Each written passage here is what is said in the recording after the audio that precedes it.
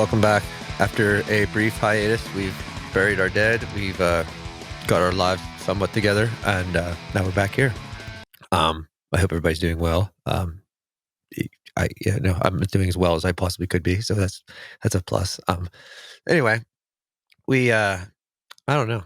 I haven't done much as far as shows and stuff. We went and seen the Snip and the Tossers at the McGarvey's bar there back in the beginning of March. But I think that's the only thing I've done really.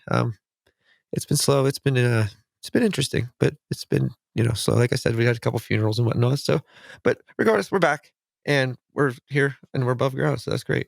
Today, we had mutual friends and stuff that I'm just learning and seeing him now that I think we've met before. We have the usual suspect himself, Kaiser Solzie. Whenever, bring him in. Here he comes. Oh, there he is. Boom. Oh, hey, there I am. Woo. Hey, what's up, man? What's up?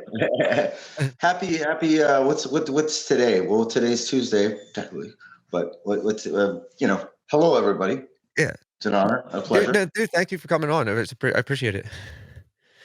I know we tried to set this up before, and I knew you were not feeling well, and I hope you're feeling better. I am much better. Yeah. So, and I appreciate the patience, man. Oh no, man, I'm the same. Yeah. I want to start. You were working with the new Beyond the Pit public PR thing right now, are you? Yep. I've been working with Amy and Bree, and they've been really awesome ladies. I know everybody's schedules are really hard, and for anybody who knows me, I'm a manic mess sometimes, and I'm like, hey, what do? And they've been doing their best to keep up with me and just keep up with their lives. We all have busy lives. Lives are really busy right now, and we're all getting back to the mix of life. But they've been doing really rad things and helping me out because I'm very all over the place sometimes. And when I sat with them, I'm like, can you ladies help me take the things out of my head and put them to the world? And they've been really cool about that. So it's been fun so far. Bree lives 15, 20 minutes from me. So she's a great person for sure. I got to meet Amy too while she was in for the 2 days or whatever it was there a couple months ago or last month. I don't know. Dude, I lose track of time all the fucking time. Yeah. I was like, what's today? So last Friday, I thought it was Sunday all fucking day, man. All day till 7 o'clock at night. Yeah, it was bad. So tell me about you get medicated sometimes. For sure. So tell me what you got going on. I leave on Friday. I'm going to be hanging out with my friends in Taillight Rebellion in Buffalo. They're playing Super Descent, and then the next day they're playing another show, the Purple Cow, I believe it's called, in Rochester, which is my hometown originally. And then I head on to Pittsburgh. Going to be doing a special little secret set in Pittsburgh. Going to visit my friends in the Interrupters and Frank Turner and Chuck Reagan. And then the next day, I'm going to be playing Buffalo Mohawk Place with Chuck Reagan. And then heading over to Toronto, first time I can legally get over the border in a long time. Yeah, I got you. I got my enhanced ID now. Not that I couldn't, I didn't. I've got no felonies or nothing like that. It's just I never put the thought process of getting the passport. I was always thinking it was passport to get to Canada, and then I'm like, okay, now I got went and did the enhanced ID thing, and now I can, Yeah, was that a pain in the ass to do? I just got to know.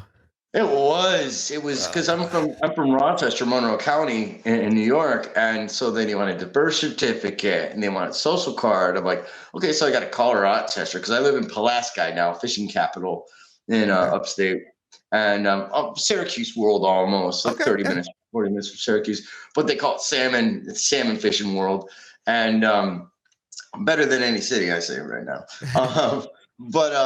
It was a pain because I like, okay, do I have to go back to Rochester to the county clerks and get my birth certificate? And then they're like, well, yeah, you do, or you can pay an extra $20, $30. It was $60 in the long run. I was like, this is stupid.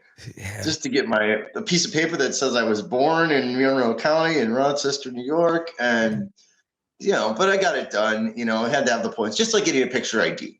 Like getting a picture ID. It's just, but then they, how they I don't know how they do it in your world, but you need so many amount of points to get certain things. like you need a utility bill and all these other things, and it's like, oh God. Yeah, I do you remember, like, you used to be able to get in Canada without, like, anything, you used to just be able to go. Yeah, Yeah, like, just yeah. go. Now they're just like, we just don't want you guys over right now. I We don't got to think they do want the. Americans anywhere, to be honest with you, man. Hey, wait till the American dollar goes away. Yeah, yeah. Yeah, that's um, crazy. Yeah, but Well, I'm glad I get to go over there. I'm going to be actually our mutual friend Angela. She's coming to the Buffalo Chuck Reagan show, and then she's dragging me across the border in a car, so I don't have to take the bus or the train because I don't drive. So every tour I do and all these adventures I do, it's like relying on people to help me get from point A to point B. Or I'm just now frustratedly mastering the Amtrak Rail Pass. So okay. for like $500, you get like 10 segments, 10 different trains throughout 45 days. So like for me, that's like, it's gold. That's gold, you know? Yeah, I took one of those to Chicago one time for Riot Fest, in Yeah. 2018, but yeah, dude, that was I don't know, it was a blast. I took a train from here to Pittsburgh and then from Pittsburgh to Chicago.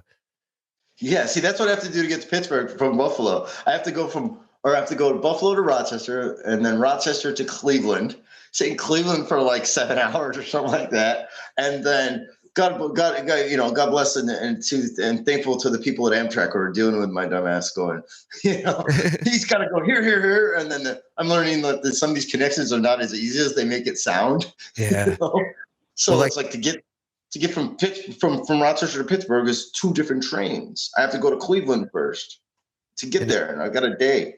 and then, like, sometimes, dude, like, what happened to me on the way home from Chicago is, like, the train we got behind, and, the train left Pittsburgh, so I had to take a bus home, and it took, like, fucking 4.5 hours to go something that should have taken, like, an hour and a half. It was awful. I was so hungover. Yeah. Did they take care of you though? Like, because Oh, yeah. my guitar player came to Pulaski last weekend to practice for this Rochester show with Chuck, and so the train was he was supposed to go Rochester to Syracuse on the train, and then from Syracuse train station to Pulaski here on the bus on the trailways.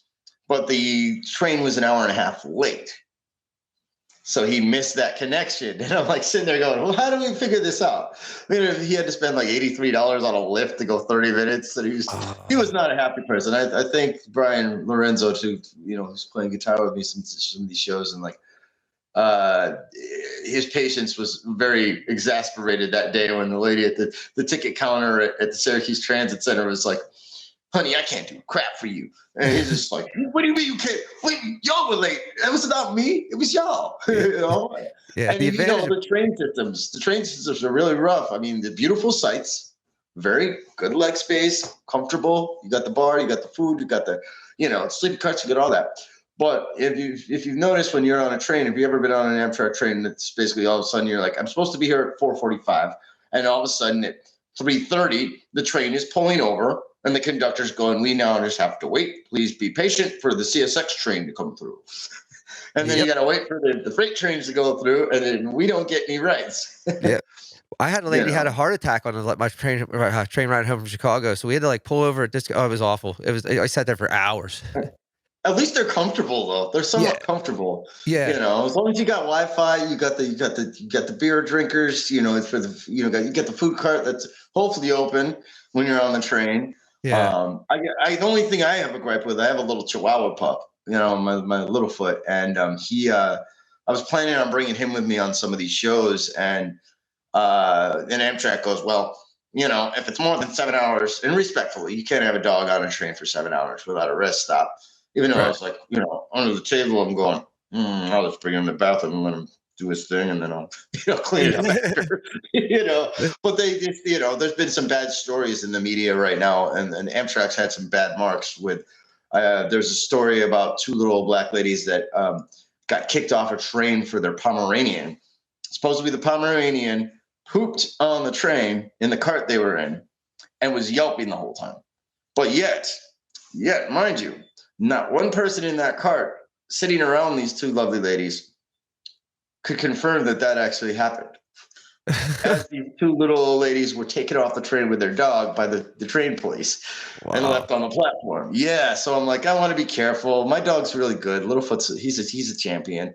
Um, but I want to be very cautious with, I think when it comes to the train systems, we have a lot of things that we need to work on still, from Yeah. the freights to the passenger trains. The freights have been going through heck right now. You've seen the stories like that. I'm scared. I was still scared to get on a train at one point after seeing some of these derailments of the freight trains. Yeah, man. Yeah. Yeah. It And, was, like but they're keeping it right though. I yeah, think. yeah, yeah. I haven't even seen much about that lately. But I know, like, I don't know, everybody was worried here because, we're bordering Ohio and Pennsylvania and, like, all the stuff from it burning off and stuff was coming up. It was just a mess. Yeah. Did you see it in the sky though? Yeah, oh, yeah. Oh, yeah. Yeah. So it's no myth, it's no conspiracy theory. No. I think in reality it's like a lot of overworked people that run that fix those and service those trains. And they shouldn't be running those trains as heavy as they run them for the freight train worlds.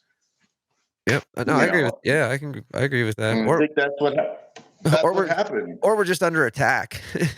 Nobody's Well, saying anything. that's what they say. I don't want to use the word conspiracy because I believe that I was told somewhere that the word conspiracy was created to make you not want to talk about it Right. and make you believe it doesn't exist. They said that about MK Ultra. Well, come on now, look at the documents now. Yeah.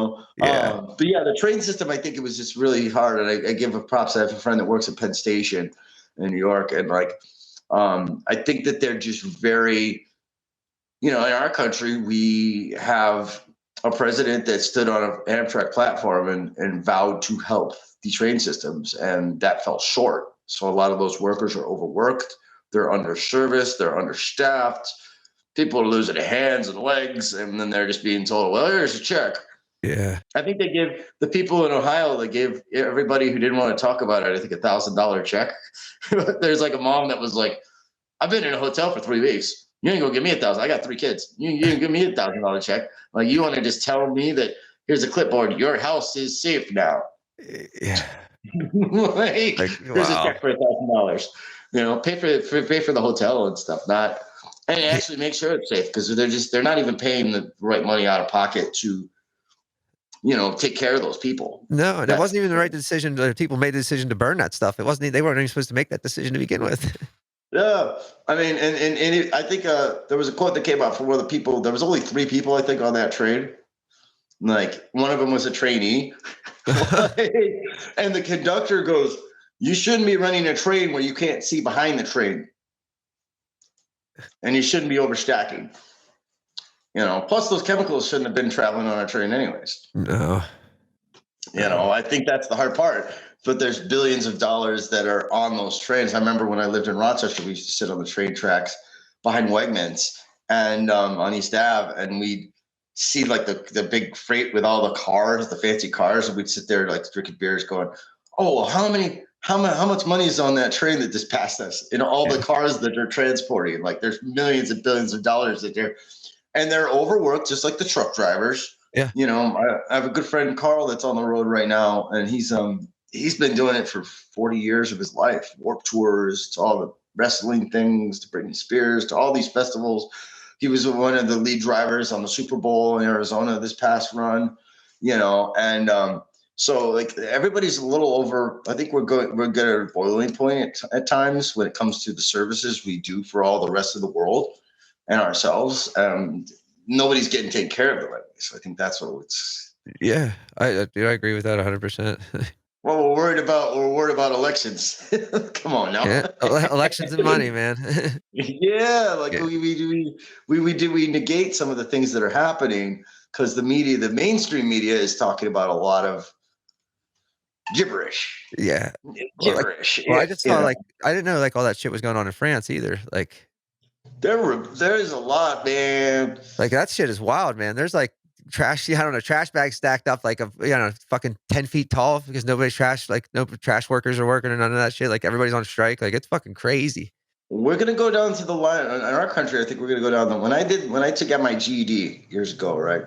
One of the last question for my GED, my high school equivalency test, was an essay on the mason jar, and it talked about how our government back in the day went to the public and said, "Start building up, collecting the mason jar because you're going to have to start making your own food. We're not going to help you. You just have to figure it out in your backyard and you got to grow your own food. You got to do all these things."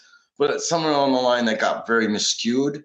And yeah, how many people, if the shit hit the fan tomorrow, how many people could go, oh, I got a garden full of vegetables? No, no, You know, no. that's crazy. It's It, crazy to think about. but like It's my crazy gram, to think she did about. that. You know what I mean? She had a garden full of vegetables and she was canning all the fucking time, like all the time, Yeah, man.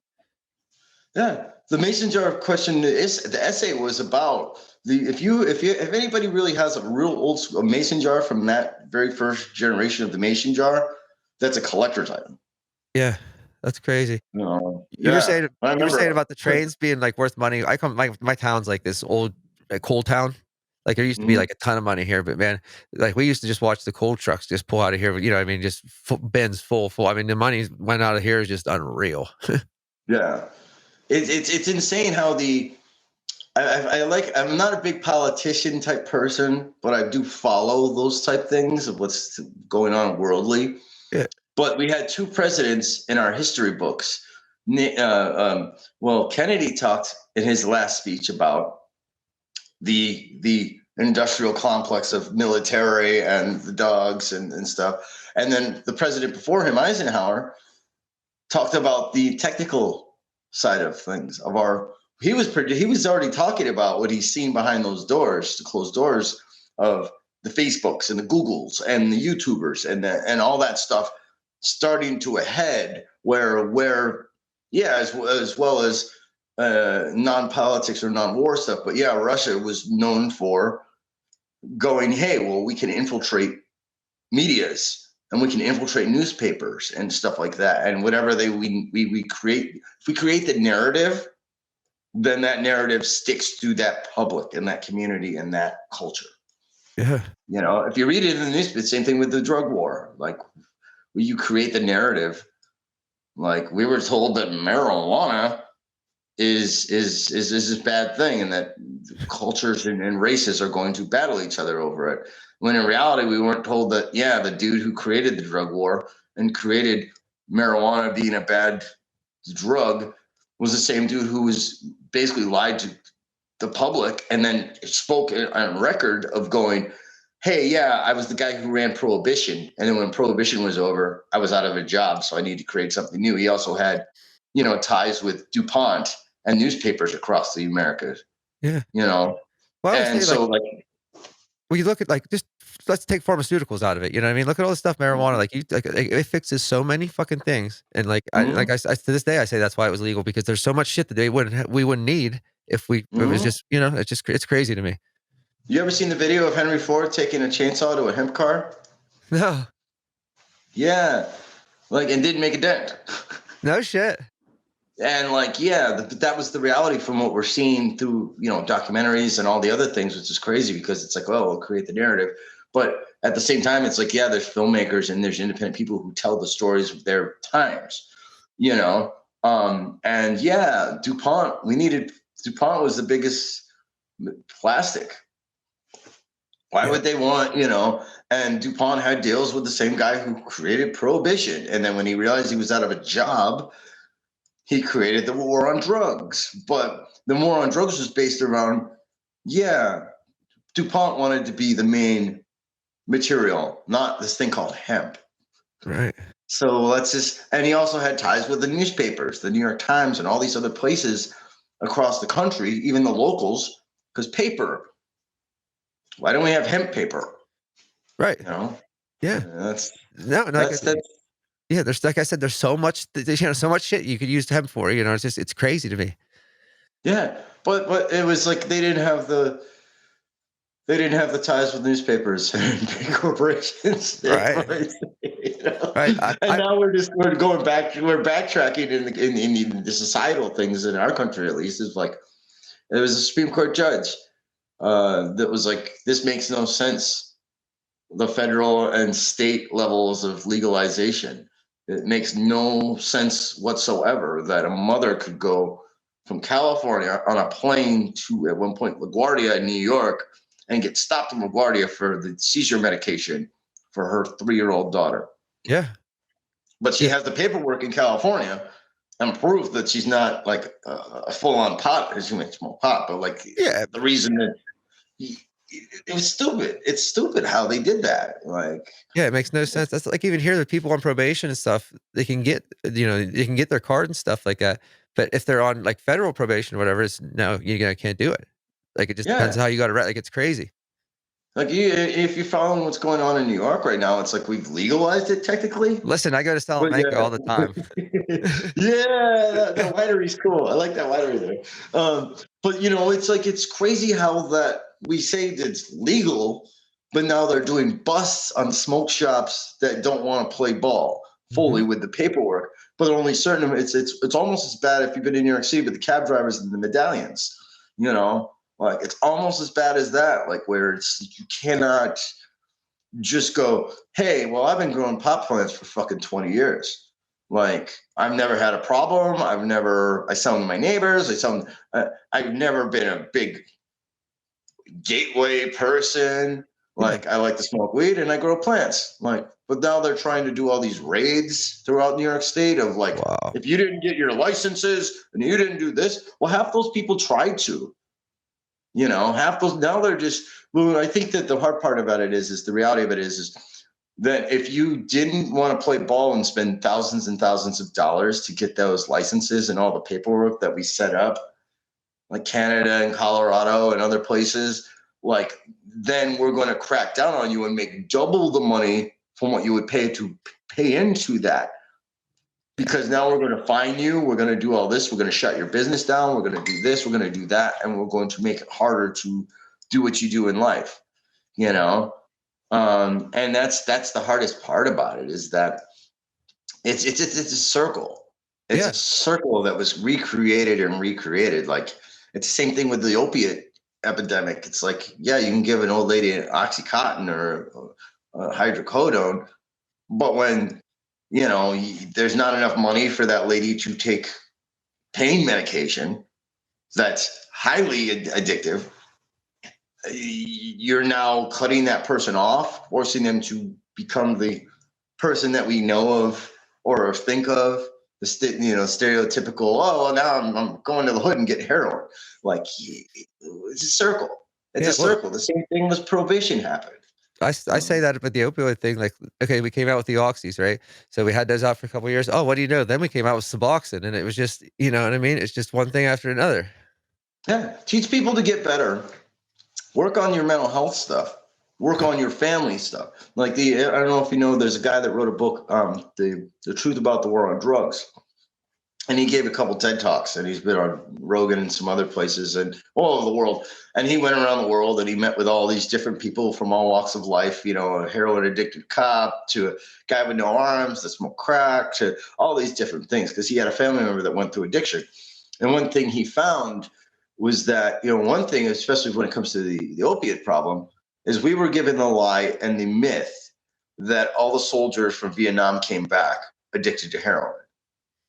And that was a lie. Right. And if you look at the statistics, 90% of them came back and went back to their families and quit cold turkey because they weren't going through some of that stuff.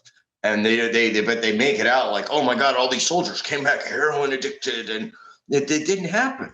It didn't happen. The narrative was written in the papers of that, and there was some folks that the stuff that the people saw was really messed up, and the stuff that people were asked to do that's undeniable. But the reality of it is, the same person talks about Rat Park and how you take a rat, you put a rat in a cage, right? And if he has a water bottle with an addictive substance, and that's all he has, he's going to OD on it. But now, if you take that rat and you put him in a cage with cheese and wheels and other rats, and that rat's not going to hit the water bottle with junk in it. It's going to hang out with the other rats. It's going to have fun on the wheels and stuff. And that's the reality of it, man. Yeah. Like I mean, I struggle with my issues, and I used to be homeless and stuff. So I've been through a lot. I've seen a lot of friends. I've been in those scenarios. Um, Same. you know, it's a tough one, but when you have loved ones and you have people that give a shit, like that's a whole nother force right there. When people care, that's a force. Yeah. That's a force. That's what I don't know. To jump into those Chuck shows, like I played. I bust outside of Chuck Reagan Social Social Masira in Seattle over a decade ago. They had this crazy idea to like do sort of kind of the thing what Chuck did with the revival tour, what Dylan did with his Rolling Thunders deal, and yeah, so like Chuck always thought I was a crazy dude. Just busking outside of shows. And then he's one that him and Frank Turner are the first two people that I handed a CD to. And went, okay, I recorded this last week. What do you think? And so this next like 2 weeks is kind of really epic for me because I get to show what 10 years, 20 years is done and show that I'm, professional in the Yeah. music playing. Yeah, but dude, that's awesome to even, be able to share stage with those guys is awesome. Like, that's This is going to be fun with the Chuck shows because I'm not, when I look at if you go to Ticketmaster, you go to all the places you can buy tickets online, it says special guest Kaiser Solzie. And then there's a couple of openers. Everybody's like, oh, oh, that's cool. You're opening for Chuck Reagan. And I'm like, no, it's Chuck Reagan and Todd Bean from Lucera. And then they're playing a set. And then right before them, I'm playing a set. So that's really cool. On the wall right here, I'm looking at the rap sheet for those three shows, and it's like, yeah, which is cool. If you're familiar with On the Cinder from Buffalo, they're going to be yeah. doing Rochester. They're opening the Rochester show for us, and they're going to be doing an acoustic show. I was talking to Mike Jacobs earlier today, and which is cool. Those guys have been always really Jay and Tyler and Mike. Mike used to work for 211 in Rochester. When you at 3 o'clock in the morning, if you were homeless and you needed a place to stay, you had an emergency, you could call 211 on a payphone, and he would be the operator on Okay. that phone, helping you figure out what to do, with resources. And me and him Yeah. we've always done benefit shows. Like I said, I used to be homeless, so we've always helped out. And every Christmas, I used to do a Bill Murray Murray Christmas event, and if you could see in the background, you got Stay Puft on the wall. I just moved into this apartment, so I'm just like trying to figure it out still. But I'm a big Ghostbusters fan too. I love me some Ghostbusters. Yeah, man, that's good stuff. My guitarist, he loves them too. Like, yeah. I The have I have a proton pack. I do you? have the flight suit. Yes. That's awesome. That's awesome. I'm trying to update it, and the new movie's coming out this year, which I'm stoked about. And I got a song on one of the records about Bill Murray because when I started this Kaiser Soze thing, I was in Denton, Texas, and a friend of mine told me about how, oh, yo, Kaiser, look at this. And then on the internet, Super Official News posted an article that went viral around the world that Bill Murray was going to party crash around the United States, 30 cities, and he wanted three things: karaoke, wine, and to be called Kaiser Soze. So I'm like, And then people started putting up stuff at their bars or their houses. Bill Murray or Kaiser Soze can party crash here. So I was me being me. I go, well, let's do it. And I just showed up at all these different party crashing events, like in Houston, Texas, the warehouse they had. I think it was Houston. There was one venue that had Stay Puft on the roof. They had Caddyshack cupcakes. The band that played on the stage of the venue was dressed up as Ghostbusters. They played the theme song. But every city, I was kind of scared, going, "Wait, is Bill Murray?" A couple people would go, well, "You're not Bill Murray. You're just a weird kid from Rochester." But the song on the record talks about like, yeah, I always say it's like the when Biggie Smalls and Tupac used to write back and forth to each other in Yeah. song, and then you hear it on the radio, and it's like that's a direct message. And so I wrote, the Bill Murray song was about, yeah, I'm the kid from Rochester, New York that they call Kaiser Soze. So you come crash my parties because I'm already crashing yours, and you didn't. And I met Bill Murray once, which was weird. I have a lot of mutual acquaintances and friends. The owner of the Warped Tour tells me, "Oh yeah, well, I play golf with him every year for Duffin for Dollars." And some other people. My experiences at South by Southwest have been weird. And my friend Jesse Filmmaker in Austin, he interviewed him for a movie once. He was doing press on for South by Southwest, and I've seen the footage where he literally, he's the camera guy, but he's the dude he's working for the camera for is done with the interview with Bill Murray, and then Jesse goes, "Well, hey Bill, one more question. What do you think about Kaiser Soze?" And he goes, "Oh, the fucking homeless kid from Rochester." I'm like, and then when he was touring with doing music, with Jan Vogler and friends, and he was doing like weird stuff. He came to Rochester, and my friend Josh, he got me a ticket for that. And then, me, I'm the weirdo that shows up behind the venue before the show, and then is there at the end of the day with everybody else waiting for freaking, hey, how you doing? Hey, how you doing? And yeah, but before the show, I ran into him when he was loading in, and I don't know. I'm convinced. I'm finishing this stupid film, this documentary about my journeys, and he's one of the people that's on my hit list. And I've got all these other people that I would. I go, wow. When I started this film, I interviewed Wade from the Flaming Lips, and the guys from Pennywise are in it, and Tim from Rancid invested in the film originally, and so now I'm just going down the line and going, how many wacky stories can I put in this stupid documentary that I've been talking about for 15, 20 years? Yeah. And the cool thing about these Chuck Reagan shows is it's kind of the culmination of that whole thing. Yeah, that's awesome, man. Yeah, I And know. I talk a lot. I'm sorry. no, that's okay. Where can we find or time's up actually, but where can we find Yep, your stuff yep. at? You can go to kaisersoze.com. If you Google, it's Kaiser like the roll, Solzie, to save the lawsuit stuff. And yeah, come say hello. I'm a very awkward person, and sometimes I can blabble my mouth, but when it comes to saying, "Hey, hi, thanks for coming to my show," you guys got to come up and say hi to me. And I'm horrible with names, and I'll remember instances. I'll Right. remember instances, Yeah. Well, I will see you So in Ohio then, right?